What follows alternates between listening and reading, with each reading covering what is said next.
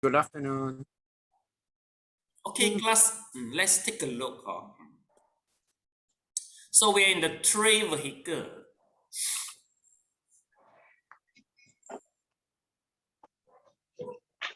Okay, so let's take a look. We are still in the Paticca Samuppada. Let me try to recall you all. Where are we?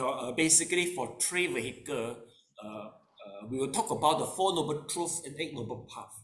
So in the Four Noble Truths, so we begin to talk about the Paticca Samuppada, a 12 condition link, a 12 condition, a 12 cause and condition.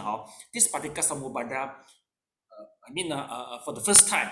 Then later on, once we proceed to the Eight Noble Truths, to the right view, we talk about again.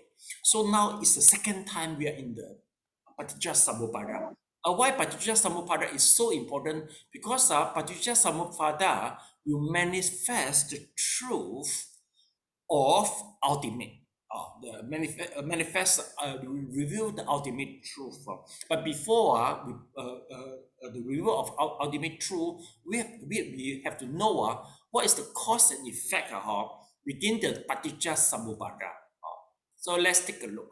So there's a few verses which is so famous. I say, when this doesn't exist, that doesn't exist. When this ceases and that ceases. This is the meaning here. You see, when ignorance exists, then mental formation exists. Once mental formation exists, then the consciousness exists, and so on. Okay, so meaning to say that once the past cause exists, the present effect will exist. Basically, the present effect is what? Let's take a look. You see, mind and the matter, 6 senses. Okay, so all these are present effect. And then one day is a present cause exists. You see, like the craving, attachment. Okay, then there will be the exist for the birth and the aging and the death. So I remember in the previous lesson we mentioned that we can't change our present effect. You see, we don't go to destroy our sixth sense. Of course, with the sixth sense, we will start have a contact and a feeling. But we can control what is. You can control your feeling from arising of the craving, especially a very extensive craving. So and also the anger, because this is the craving and the anger, which will, produce our future effects. See or not? This one will produce the future effect. So this is how we try to use it. And then for some meditation center, they will try. Just the ignorance that they will try to assist the ignorance, then the mental formation will be ceased. And they will try to, if you're able to cease the craving, then attachment becoming and the birth in the future life, they all will be ceased. So this is basically in Theravada and also maybe some of the Mahayana school, how they run the meditation. This is how they try to run it. Okay, to use this theory apply in their meditation methods. I mean to establish to tell us that how you meditate so that one day we will the ignorance cease, then the reincarnation will cease. Okay, let's keep on take a look. So in the previous lesson, we talked about this. You see the endless continuation of reflection and the karma, then the suffering effect also continues endlessly. Okay, then you see, if one truly contemplate dependent origination and understand everything is impermanent and without a self, then the attachment will lose its object. So this is the reason why now, okay, let's say you are trying to learn the vipassana, you try to observe, okay, if with the power of vipassana, we are able to observe the present mind and matter as anicca, dukkha, anatta. Once the anicca, we observe it as anicca, dukkha, anatta, then the craving will not happen anymore. Basically, we will have why we will grow the craving is because we have the illusion that the world is real, this body is real, all the feeling is real. That is the point. Okay, so that's why our class even though exchange in Germany, a possible exchange, is there any meditation course available in Germany Buddhism? Can you find a meditation course there?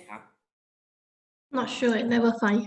Okay, so SJ basically once you're learning this if you go to join the meditation course meaning to say you try to transform the knowledge to the experience. This is very encouraging you to do. We are very encouraging you to do so. Here in Malaysia, we have more. This course is more available. Anyway, even though online class, just have a try. If you don't try it, everything will end up just a theory only for you. So have a try. Okay, so this is what people will try to do. And then, okay, now we go to the second paragraph. If one truly contemplate. Yes, Kamling, can you please read the passage? If one.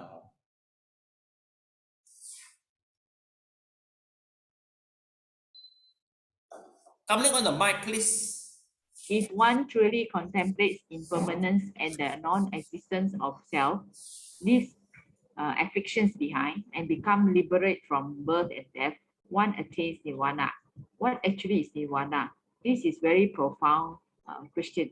For Ananda's benefit, the Buddha expounded both the conditioned dharmas, which rely on dependent origination, and the unconditioned dharmas, which rely on the extinction of dependent origination.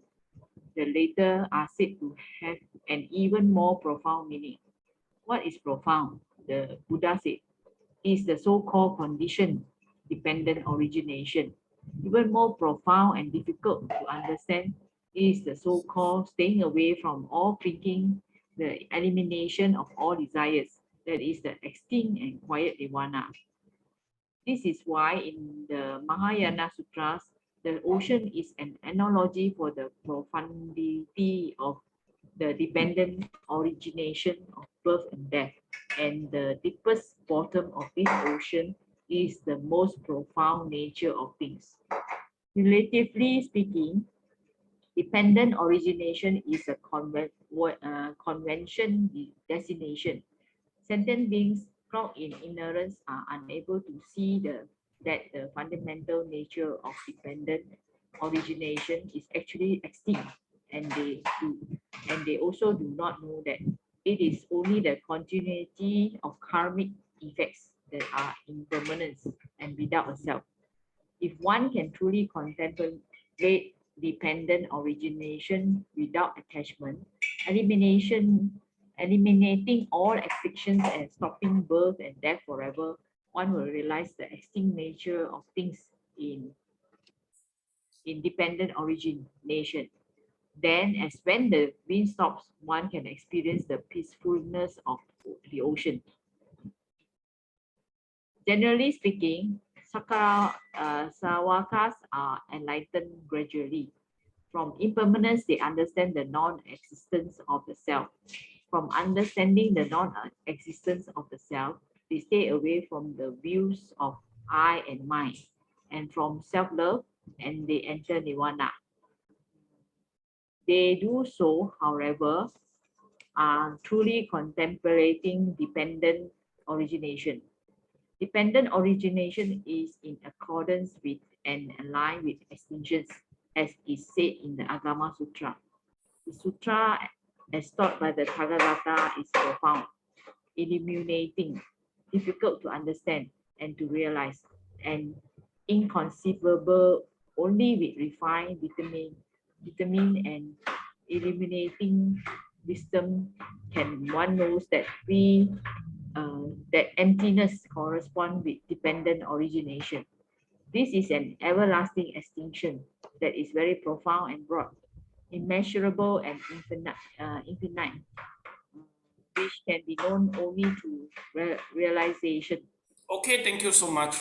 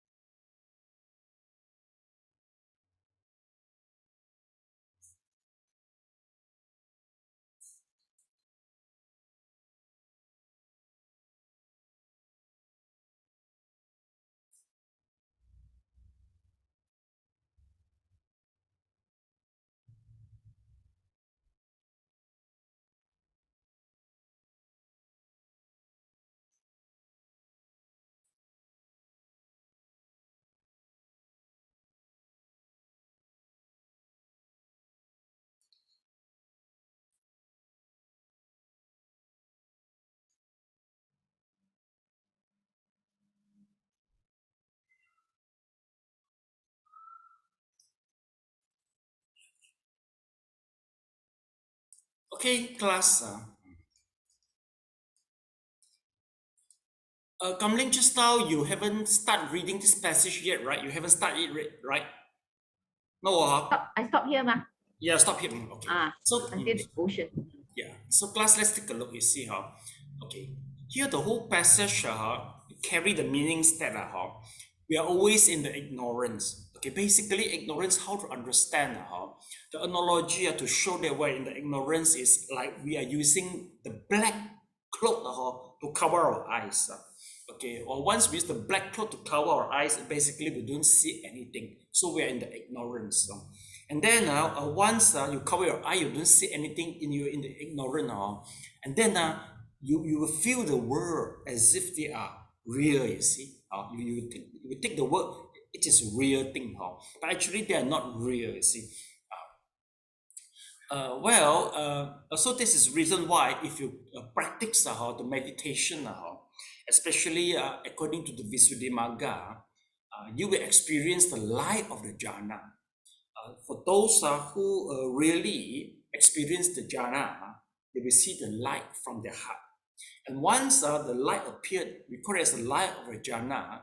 They use the light of the jhana to go to contemplate the nama and rupa, the impermanence. So it will turn out from light of the jhana to become the light of the wisdom. By having the light of wisdom, you are able to see the true nature of our five aggregate, which is what? Which is impermanence and suffering and non-self. But here, things happen opposite. We don't have a light of the wisdom. We don't have a light of the jhana. So we will feel that whole thing is so real. See or not? So we can only experience that once you really go through to the meditation. If you don't go to the meditation, we just always you just understand superficially only. Okay.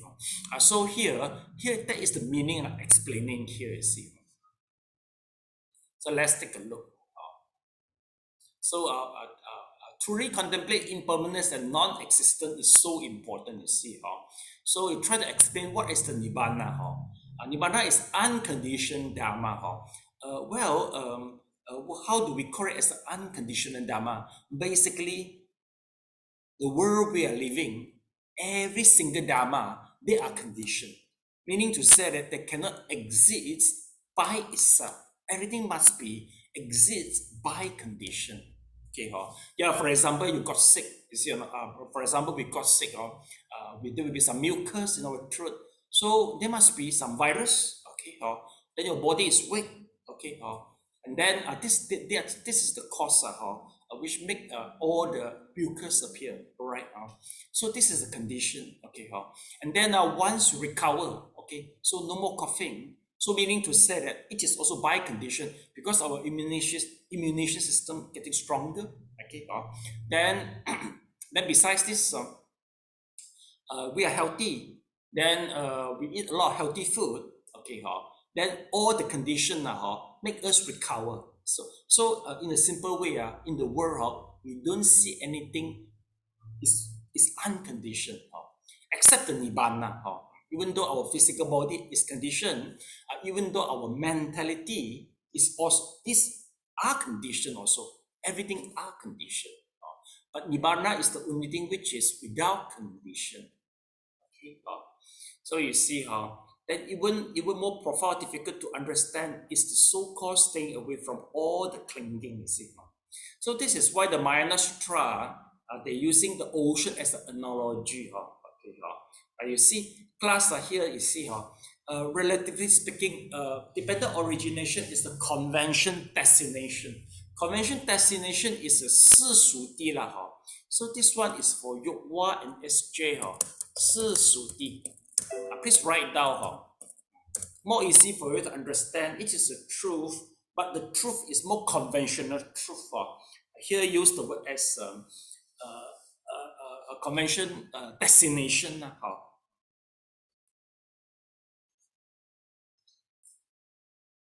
So the meaning is here, convention destination. Okay, destination. So we are in the ignorance and unable to see the fundamental nature. Okay. So class, the fundamental nature means the anicca, dukkha, anatta here. So you see, everything is the continuity of the karma effect. There are impermanence and without a self. Class, basically, what is the continuity of the karma effect? You see, okay, now we got this life, right? Why we are here is because the karma of the karma of the mental formation. We are all human, meaning to say that the moment we pass away in our past life, there's one strongest karma. This is the karma who have a power to make us to reborn. So now we reborn as a human already, you see. But meaning to say that, this karma, I mean this resultant, will take one lifespan to finish. When this lifespan finish, there will be the karma make us continue again. Why? Because in this present life, we start to accumulate some more karma, no matter good or bad. If let's say for this life, for example, for Sally, Sally prefer meditation a lot. So meaning to say you try to accumulate the meditation karma. So the moment you pass away, so the meditation karma will bring you to the jhana level. See or not? Or maybe you just do nothing. But in our past life, past many life, maybe you also do the meditation. We also prefer do the meditation at that time. And even though this life, the karma can bring forward to this life, and also effective the moment we die, so we also will go up as become a deva, you see. Likewise, to the bad karma. So this life we do the bad karma, for quite sure, maybe we manipulate during the COVID, in a lot of dirty money during the COVID. Okay, then this is the bad karma. We bring it to the woeful state. But even though you don't do any bad karma, maybe your past life, you also create some bad karma. So that bad karma, it might be take effect. In our last moment in this life. So also the karma will just also push her to the woeful state. See or not? So meaning to say that this is endless. This is endless.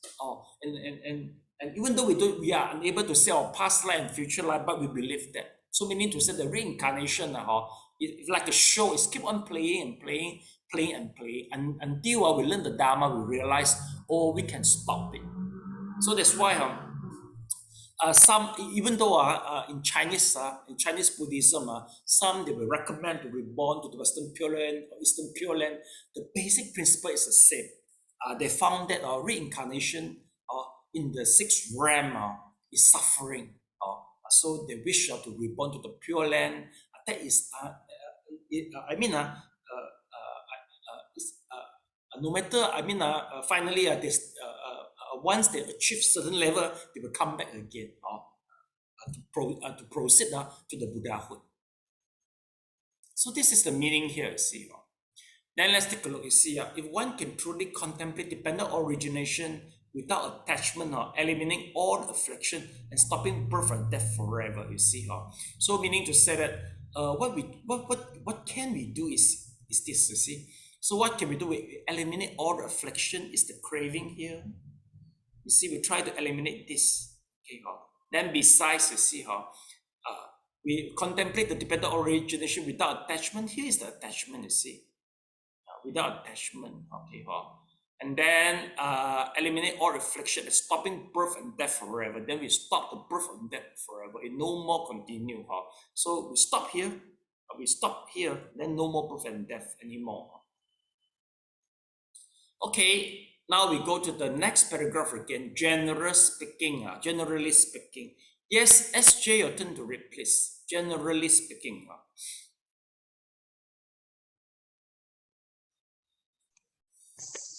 Before, I thought just now already read the generally Oh, you read already, Okay, No, yes. not me. I mean, Kamling just now already read until there. Oh, he read this passage already, Okay, let me continue.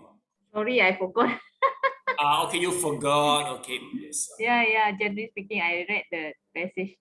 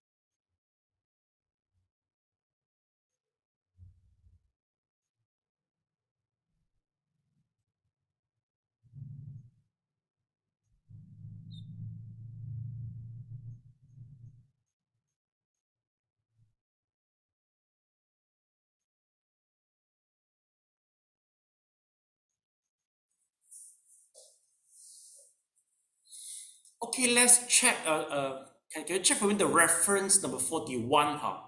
We can only know the emptiness correspond with the dependent originations. Okay. Samyutta Agama. Oh, okay. So Samyutta Agama. So remember, Samyutta Agama is equivalent to the Nikaya.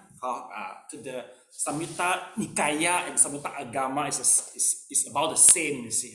So here actually it mentioned how Sravaka enlightened gradually through what? The contemplation of impermanence and also they understand and the non-existence of the self. So meaning to say that in the Nikaya, I keep on mentioning once we have a perception and illusion of the self, then we start have, the feeling of this we start have a sense of belonging, that we start to attach certain thing. So because there's a self, so something belongs to me, that thing belongs to me, that thing belongs to me. And then now we start to worry that the things may disappear because we're attached to it. So this is how all the defilement arises. So for somebody, if they perfectly realize the non-self, basically, whatever they lost, especially the family member, maybe the asset, or for whatever, they will just feel calm only. This is how the sage will react by realize of the non-self. Okay, then here one more thing I see. According to the Agama, it mentioned that Tathagata, the Shakyamuni said, Paticca Samuppada is very profound, you see. Okay. And then I see, and then one can, and also as the illuminated wisdom, can one know the emptiness correspond with the dependent origination, you see, or emptiness correspond with the dependent origination. So, how to correspond? Okay, in the coming, we'll mention it in the coming paragraph. Okay. Anyway, it can only be known through the realizations only for this particular Sambupada. Okay, in other words, yes, please continue. In other words, In other words, Nirvana cannot be said to have any boundary, for it surpasses the relative world of conventional designation and cannot be described as having an extent or a quantity. Also, it cannot be imagined as being here or being there, for it is said it will never arise in a future life, whether in the east, south, west, or north. It is really not like this. It is very profound and broad, immeasurable and infinite, forever extinct. There is it not non-existent. It cannot be said to be existent and cannot be said to be non-existent. Once one has completed the process of leaving desire and becoming extinct, this state should not be described as existent, should not be described as non-existent, should not be described as both existent and non-existent, and should not be described as neither existent nor non-existent. Staying away from all the conventions, one attained parinibbana as Buddha taught. In short, as for surpassing the relative world of conventional designation, dependent origination, and entering the absolute world, nothing can be said. Anything that is said is wrong. Rather, this is realized by truly contemplating dependently originated extinction, which is also the realization of the nature of dependent origination. okay, thank you so much.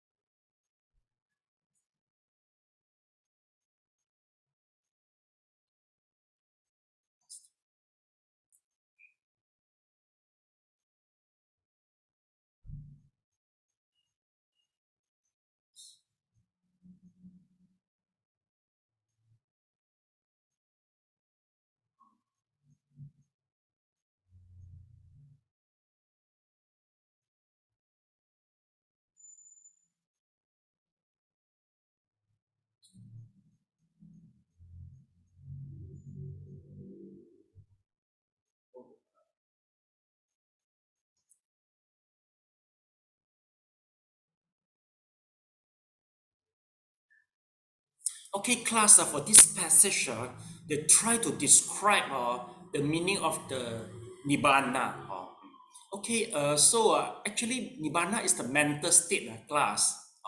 Nibbana is the mental state. But how do we introduce, how do we know it further for this type of mental state, you see?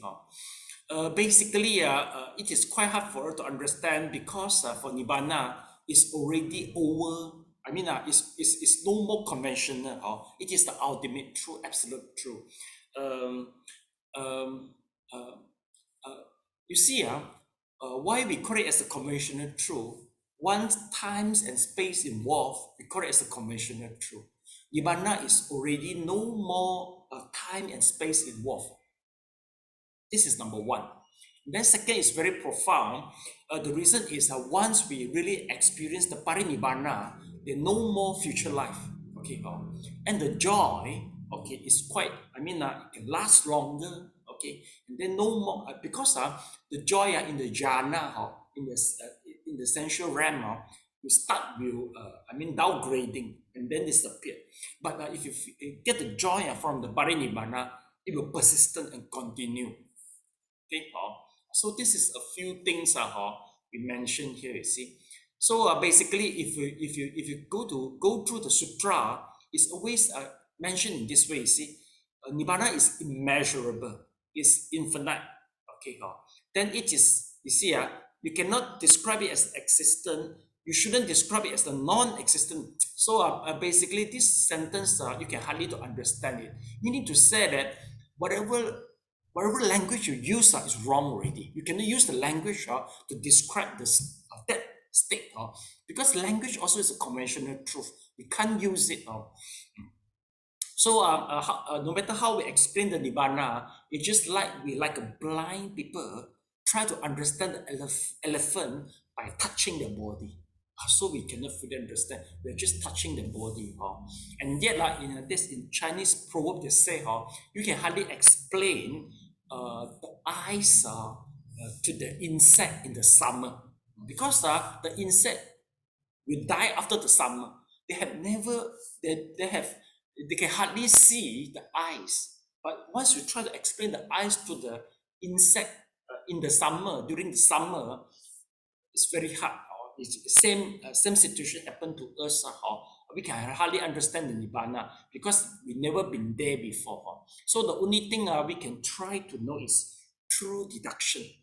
So class, if you really meditate, you can feel the joy of meditate. You notice that the joy of meditation is quite different from our human, what we experience as a human. Okay, the joy, the quality of the joy during the meditation is better than the joy we experience from all our senses. See or not?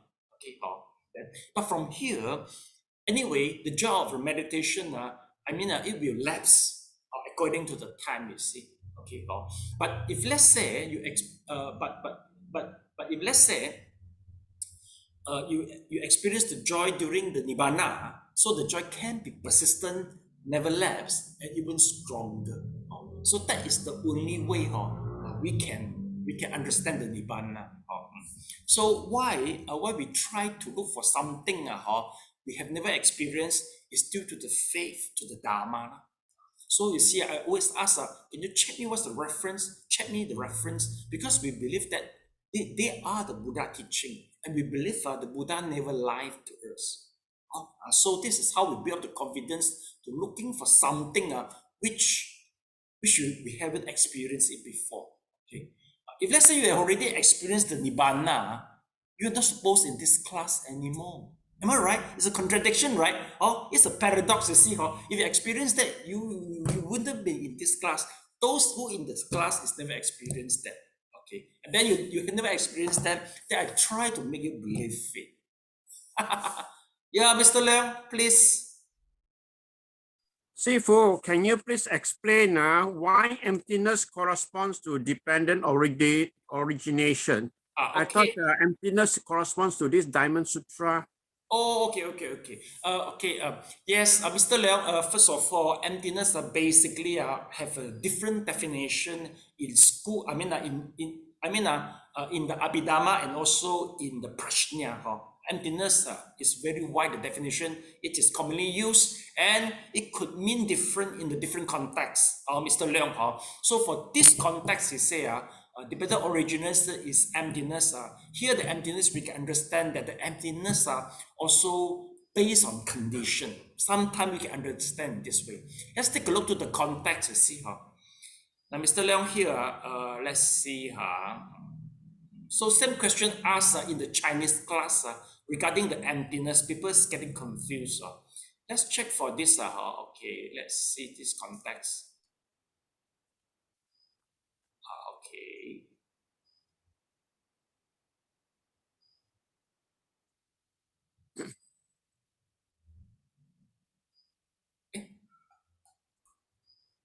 Yes, here is it. Okay, emptiness. Let's take a look. You see. Only with the refined, determined, and illuminating wisdom can one know the emptiness correspond with the dependent origination. Okay, can you check for me this number 44? It is still from Samyutta Agama.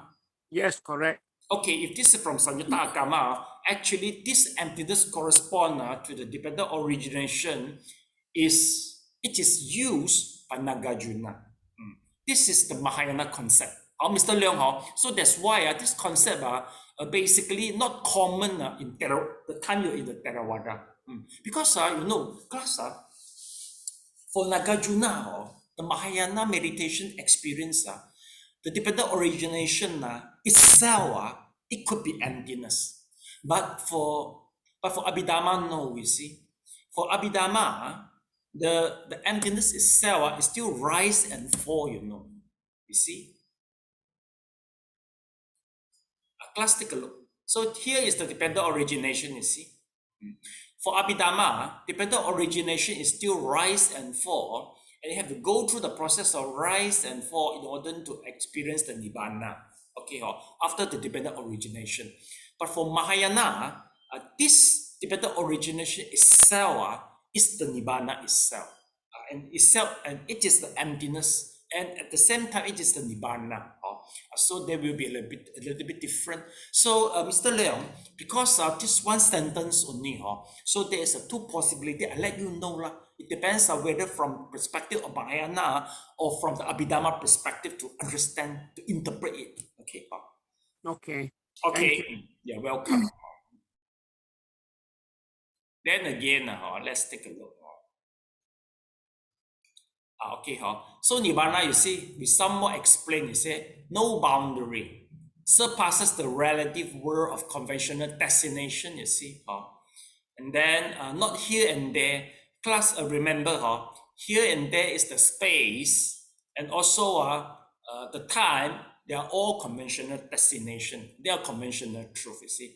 Immeasurable and infinite, you see, immeasurable. This one also is a conventional truth, the things. Okay, basically, for those who meditate, have you ever experienced that it seems that once you're in the jhana, it seems time and space not that true? Sally, Mr. Leong, Mr. Leong. Okay, yeah, Mr. Leong feel it. How about Sally? Mr. Leong feel it. How about Sally? Do you feel it seems the time is very short and not that concrete during the meditation? Do you feel that, Sally? So far, I have not meditated for quite some time. So embarrassed to answer the question. Yes, that's right. Embarrassed to answer. So I think likewise to Elena, embarrassed to answer. Okay, so that they all feel that, you see, even though in the jhana, you also feel that this is something not real, that if you go to Nibbana, even better. So SJ, that's why I encourage you go to meditate, then you can really feel it and understand it. Okay. Then next you see, staying away from all the conventional. Yes, all the conventional.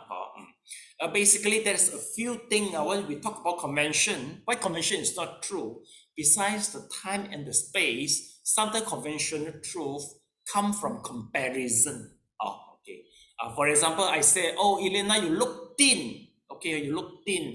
It depends who am I to compare. I shouldn't use this example.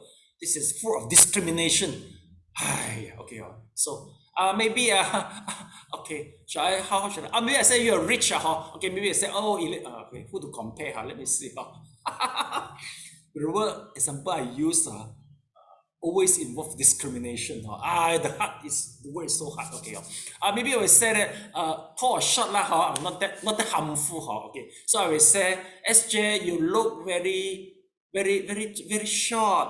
Okay, very tall. Maybe I compare you with Mrs. Leong, you look tall, right? But if I compare you with you look short, right? So meaning to say that tall and short they are conventional. This is not the truth. This is something appeared during the comparison. So you get it or not? So that is the meaning. So we can see so obvious. I think maybe Elena can experience so strong in the share market. People, the emotional is real one. But this whether you earn or paper gain and paper loss in the share market is already enough to torture people already. See or not? Actually, why I say you gain is because you buy in the lower price, then you gain, right? Then if I buy now the price go down, then I incur loss. You see, meaning to say loss or gain is not definite. It depends on which one you compare, right? But people keep on suffering from the comparison, see? So this is also conventional. Yeah, Mr. Leong, please. See, for regarding this comparison, can it be related to the relativity? Yes, this is relativity. Relativity, I think, is the better language. You mean the relativity regards to the Einstein? Yes, that's right. And also the like you said just now, the comparison between tall, short. Yes. Well, if the relativity, as I know from Albert Einstein, it seems this guy he has never meditated, but he keep on mentioning that time and space is illusion. I don't know how could it be proved mathematically. So Mr. Leong quite sure relativity, because he say according to the truth of the relativity, it means if let's say you are able to take an aeroplane and the space and the speed is as fast as the light, so you go one round, come back, so you will look younger. Yeah, am I right? So meaning to say that once you can, if let's say your speed can go as fast as the light, then the reality will start to change already. No? So this is how the relativity. Yes, Mr. Leong, is true. So meaning to say that Albert Einstein, they also realized that time and space is the illusion. So they try to prove it. Okay, but I think it's quite hard. It's still hypothesis because you can hardly to find a plane who can travel as fast as the light. But from here, you understand, this is not the real thing. So meaning I don't know how they can prove it mathematically or just think they can able to see it. Okay. Good. Okay, thank you. Okay, I think because of quantum physics. Quantum, yeah. Same, Mr. Leong, once you go to the quantum physics, meaning to say that is the microscopic and the finest particle of the atom. Basically, they don't follow the rules in the reality life. Mr. Leong, is true.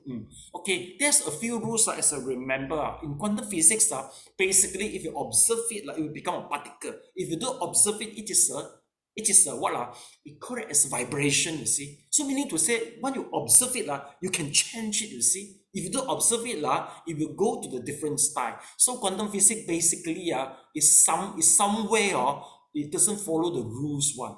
And it seems our heart can change the things during the quantum physics. Then a few rules there are all is quite an anomaly compared with the normal. So that's why for those who write the science fiction article, once they cannot further write, so everything they go to the quantum physics. Because they don't know how to continue write already. Science fiction, a lot of imagination, right? But you cannot explain it scientifically. So you said, according to quantum physics, it happened in this way. Okay, yes. Thank you, Sifu. Yeah, interesting. So after the class, you can keep on read something regards to quantum physics and the relativity, then you can understand how the scientists do their work in our reality true, in our work, in the conventional truth. You see, entering the absolute word, nothing can be said. So for this passage, whole passage, keep on mention the Nibbana. How is the Nibbana? Okay, class, I think I have to stop here because I got some emergency, certain thing to do. Okay, we transfer.